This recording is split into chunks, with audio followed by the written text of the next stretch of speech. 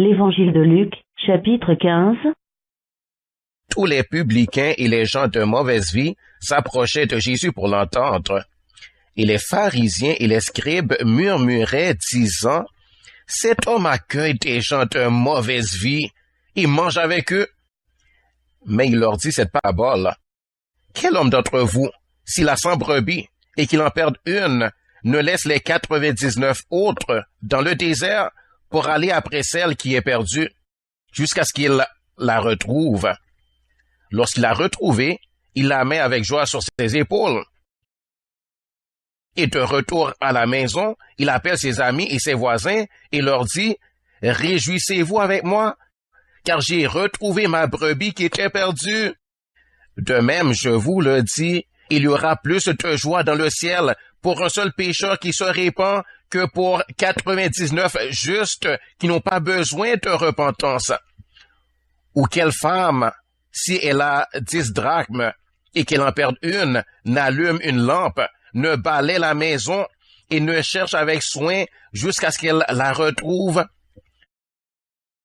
Lorsqu'elle l'a retrouvée, elle appelle ses amis et ses voisines et dit, « Réjouissez-vous avec moi, car j'ai retrouvé la drachme que j'avais perdue. » De même, je vous le dis, il y a de la joie devant les anges de Dieu pour un seul pécheur qui se répand.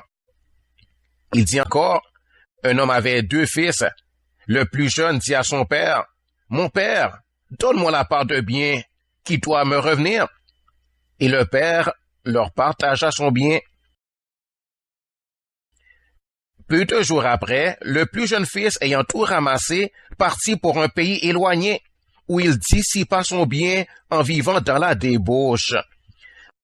Lorsqu'il eut tout dépensé, une grande famine survint dans ce pays, et il commença à se trouver dans le besoin. Il alla se mettre au service d'un des habitants du pays, qui l'envoya dans ses champs garder les pourceaux. Il aurait bien voulu se rassasier des carouges que mangeaient les pourceaux, mais personne ne lui en donnait.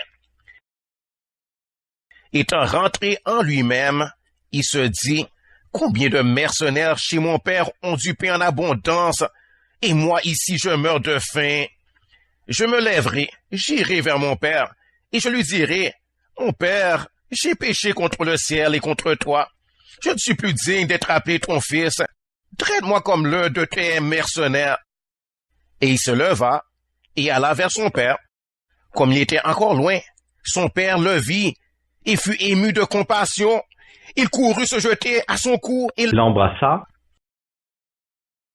Le fils lui dit, « Mon père, j'ai péché contre le ciel et contre toi.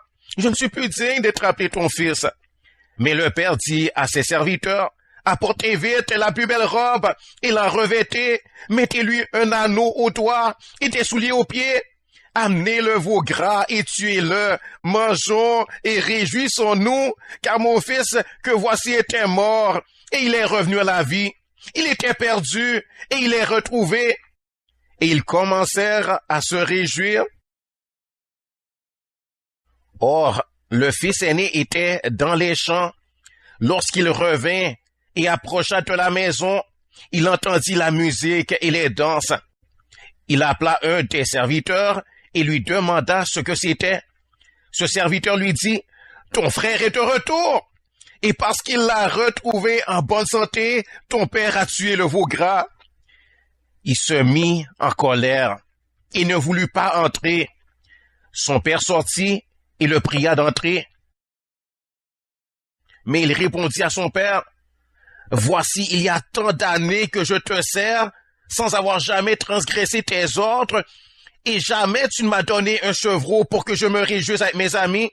Et quand ton fils est arrivé, celui qui a mangé ton bien avec des prostituées, c'est pour lui que tu as tué le veau gras? » « Mon enfant, lui dit le père, tu es toujours avec moi, et tout ce que j'ai est à toi. »